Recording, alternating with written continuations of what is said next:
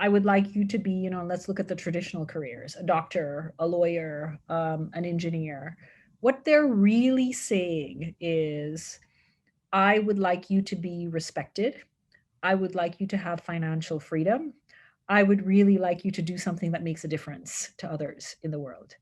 And I think if you can get the conversation to, I can do those things and also be in my area of strength, and that might be a musician, and that might be a chef, or that might be a drone pilot, or that might be something else. It's just that we don't have the vocabulary, and in many times the vocabulary of expressing that. But that's really what a parent, and every parent wants that for their child, right? Every parent wants their child to be respected, have financial freedom. They just don't have the vocabulary to go, well, what would that look like and sound like in something that I'm not really sure what that looks like and sounds like.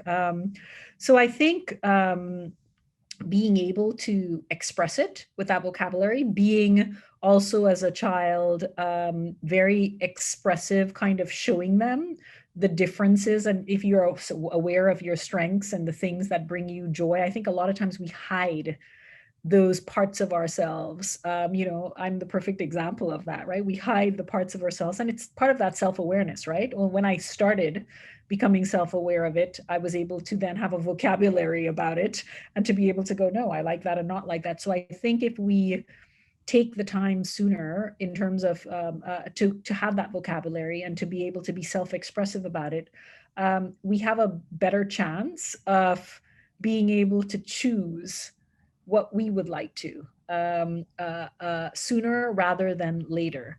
And I think we live in a world now, Farah, with our children, so for me in my 20s, I thought I was going to be a lawyer for the rest of my life. I think in a world right now where even if you're from conservative parents, I think most parents are aware that you're not supposed to have it all together in your 20s anymore. I think that's fairly across the board. So I think there's a lot more room, whether you're from conservative parents or not, to figure stuff out. And most people are then kind of settling down and getting a little serious, maybe in their early 30s, mid 30s. So I just think timing now is also very different, right?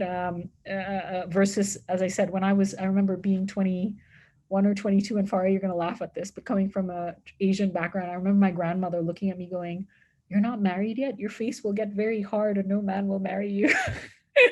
And that was the concern, right? I think we're no longer in that time. And I just think there's a lot of time to experiment now for young people, even conservative families. Listen to more insights on the Mission Makers podcast through Apple, Spotify, and YouTube.